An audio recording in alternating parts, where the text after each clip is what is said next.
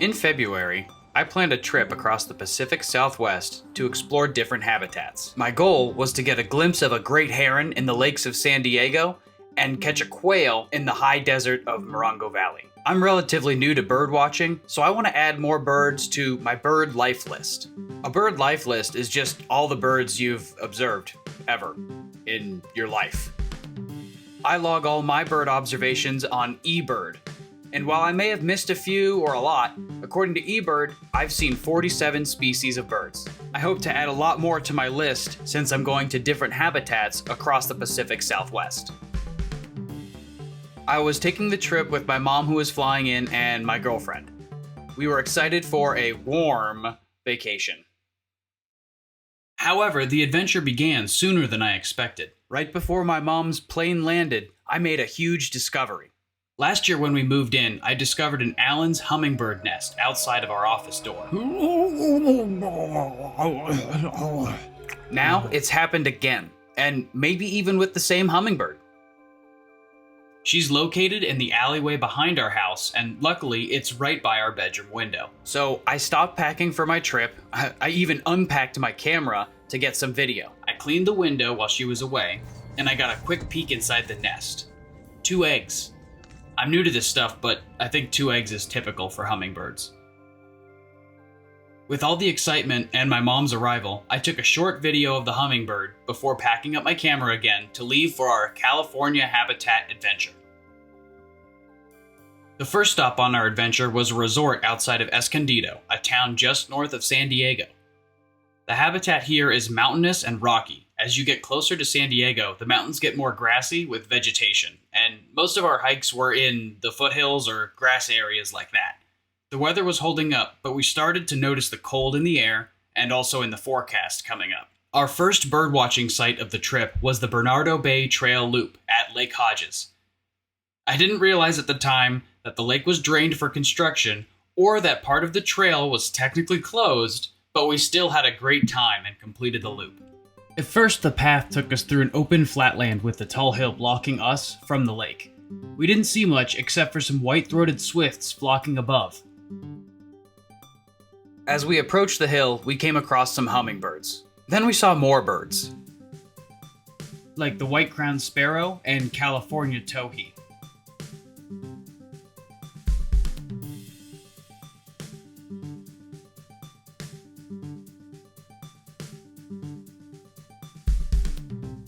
We also caught this guy sunning. I was hoping to see a heron when we came around the bend to the lake, but I was disappointed to see the lake was empty. But we were lucky anyway, and we saw a great egret leaving the lake. We also saw a hawk in the basin. Maybe it was a red-tailed hawk, I'm not really sure. We came across a few California thrashers. Their beaks are crazy.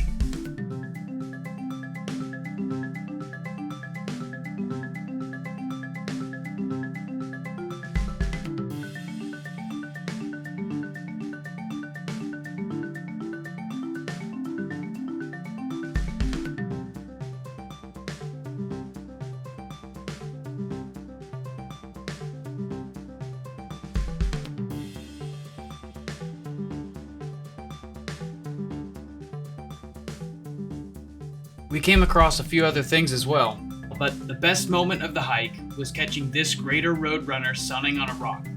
After a while, he took flight, and I got this stunning picture.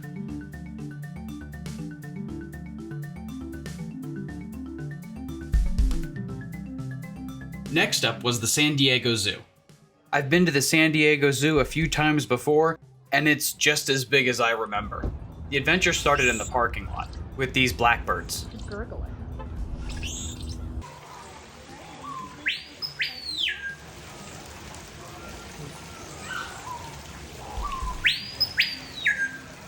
Great place to visit if you're ever going to San Diego.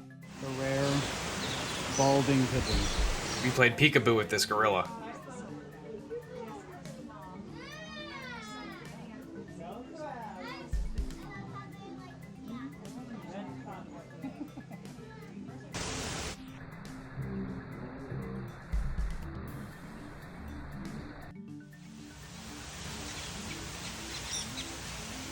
Our last stop in San Diego was the Los Penasquitos Canyon Preserve.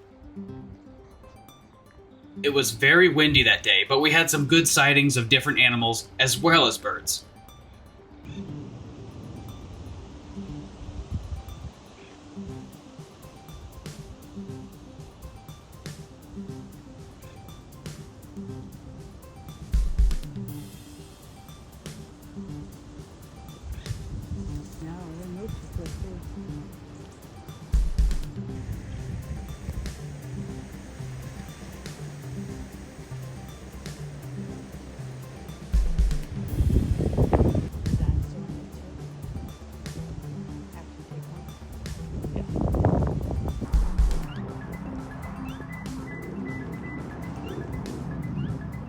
We decided to cut our walk short when we crossed paths with some large paw prints.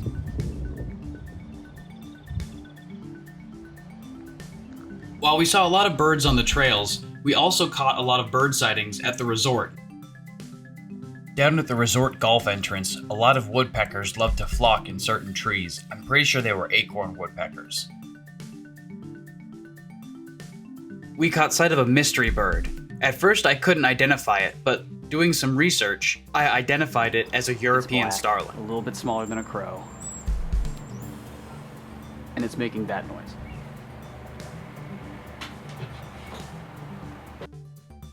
We saw some black Phoebes around the resort.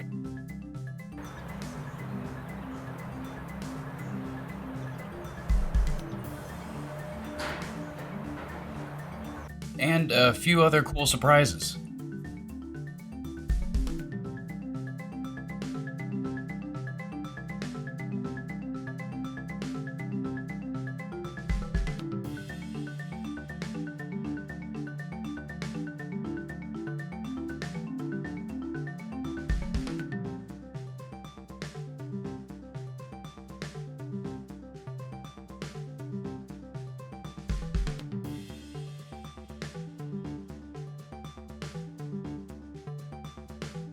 After the first leg of the trip, I logged a few new birds to my life list. Now my list is 56 species long. Our next stop was Morongo Valley in the high desert just north of Palm Springs.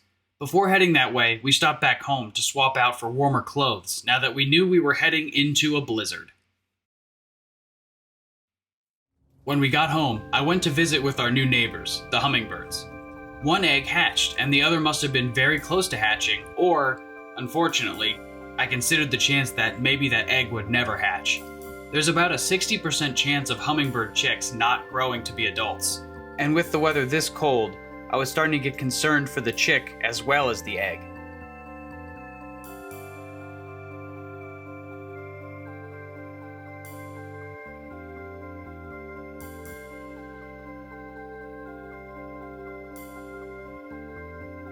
But I could breathe a little easier, because here comes chick number 2 now.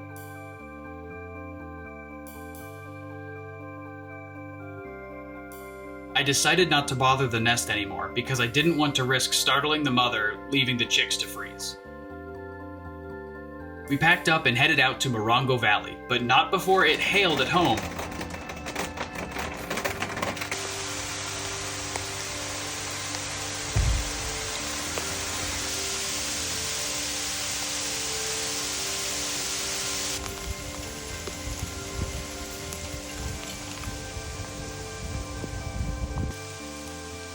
Since moving to LA, I've seen hail actually more times than I would expect, but it was definitely a sign for a cold weekend to come.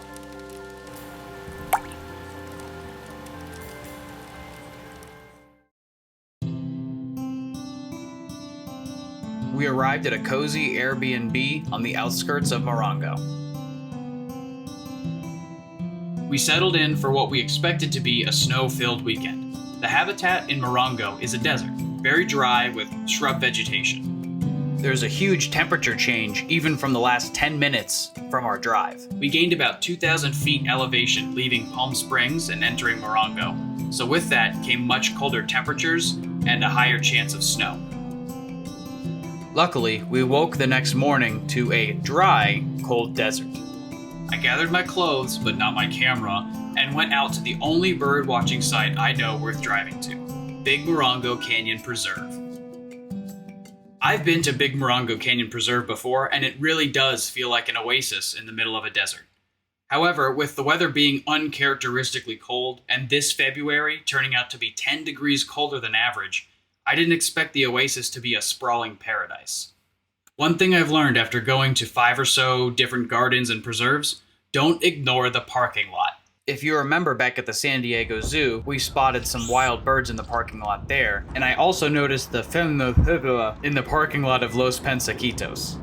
Last year in Morongo, I snagged a great photo of a western tanager on my way out of the preserve, and this year was no different. My mom spotted a vermilion flycatcher scavenging the outskirts of the path entrance. If I didn't regret leaving my camera behind before, I sure did now. During this walk, I logged my beefiest single birdwatching session to date, 21 species. When we returned to the Airbnb, the skies were still partly cloudy, so I took advantage and sipped a warm coffee outside.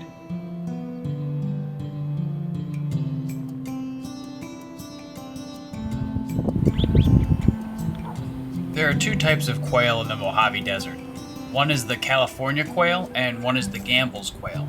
They look very similar, but this one here is actually a Gambel's. You can tell because it has a darker brown patch right there under its wing. Kind of looks like a triangle.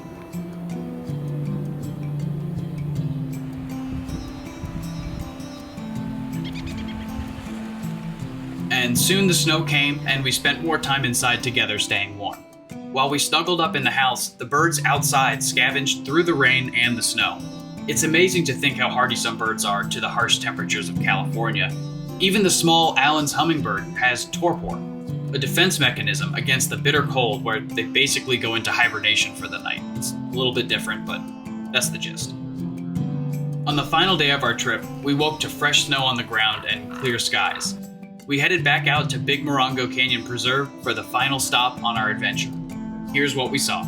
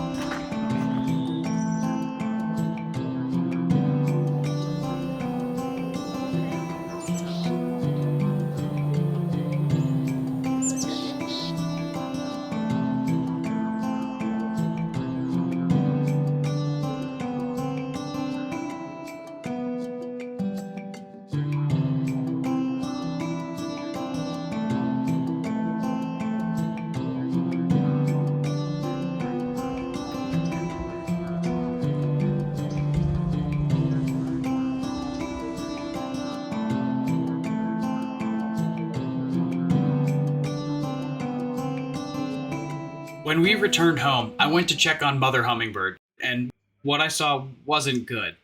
It started out okay. She would leave the nest to gather nectar for herself and the chicks, but upon her return, she did not feed the chicks. Not only that, but the chicks didn't pop up when she approached. The next time she left the nest, I went to the alley and found both chicks were there, hatched, but they were not responsive and must have succumbed to the frigid temperatures of the weather. I carefully removed the chicks so the mother would no longer waste energy trying to nurture them, and she never returned, hopefully to try and raise another family of chicks. Mother Nature can be a beast, so it makes you really appreciate what you do have and really realize how special the small things are. It makes me think back to our first hummingbird encounter by our office. It makes me really cherish that moment. So maybe I didn't add as many species to my life list as I expected this trip, but I still really enjoyed the experience of discovering the ones that I did. All in all, I was able to add 3 more birds to my life list for a total of 59 birds. If you have any questions about the birds I identified, or you think you might know better, please let me know. I'm always trying to learn. I hope you enjoyed the video. Like and subscribe if you want to see some more, and I hope you take some time today to look at the birds.